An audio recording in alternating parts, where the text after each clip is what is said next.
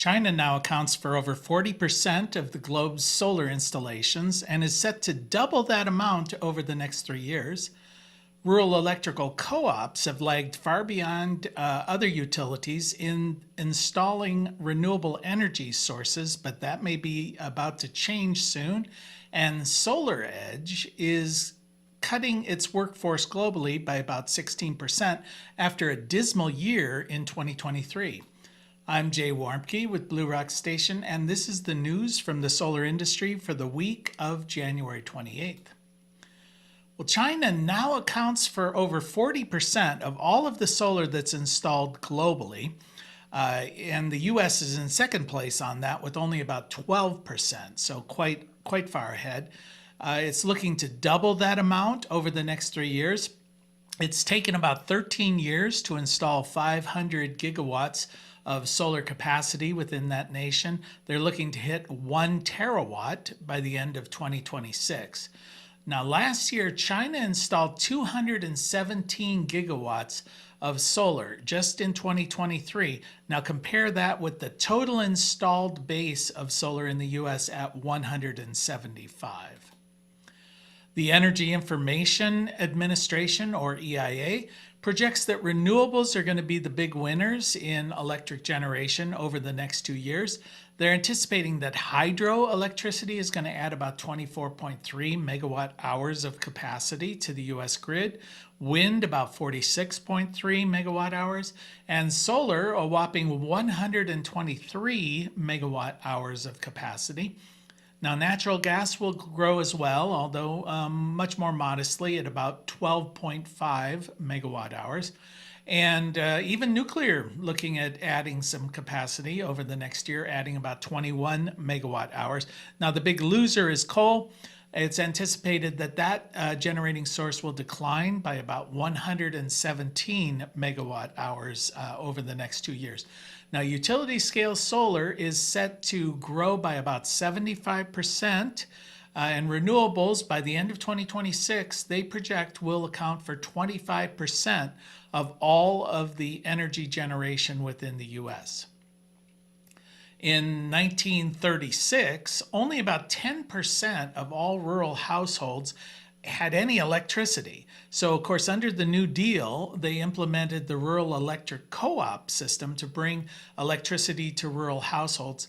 Now, today, about 42 million Americans are served by rural electric co-ops. Now, this represents about 15% of the households across the country, but it also represents about 56% of the geographic space or territory across the nation. Now, co-ops currently use almost no wind and solar in the generating of electricity. They've lagged far behind in this. They use about, out of the generation mix, it's about 54% coal, about 34% gas, and about 11% nuclear, only about 1% renewable energy.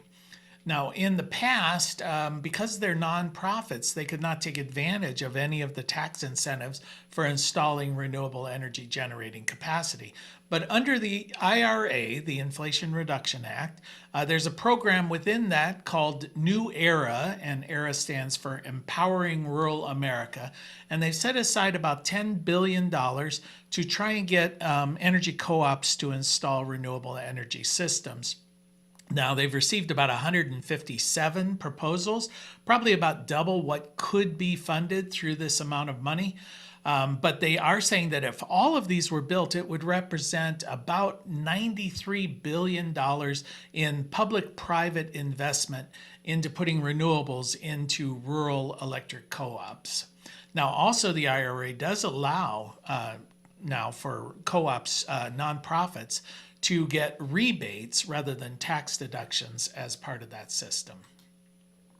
SolarEdge had a pretty dismal year in 2023, and now they've announced that they're cutting their workforce by about 16% globally.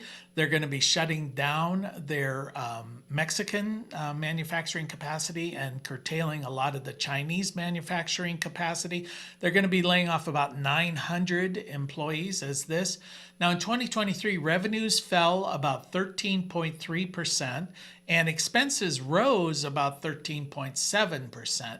Net profits for the company were down 385% over the year, and their stock price this year really fell from $344 in February down to about $71 per share now. That's about a 500% decline in stock price. Now, the company blames high interest rates, supply chain issues, things of that nature. Some of the analysts say this is a market correction because there was quite a boom in residential solar, and now because of the supply chain disruptions and interest rates, we're seeing residential rooftop solar declining in this year. And they do say that this is the cause, although Enphase, their leading competitor, they were only down about 46% in stock price versus the 500%. Now, SolarEdge is located or headquartered in Israel. The company spokespeople say that the war in Israel has no effect on this. Who knows? And an industry group that's comprised of Google, Microsoft, AES, and Constellation have put together a marketplace to sell RECs, renewable energy certificates. Now, it's going to be up and running in 2024, this year. It will allow corporate and utility entities who are looking to reach renewable energy goals to purchase these RECs.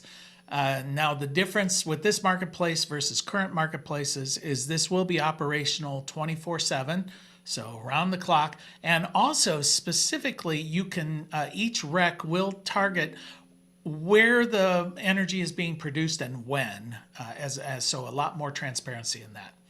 And that's the news from the solar industry for this week. We'll see you next week.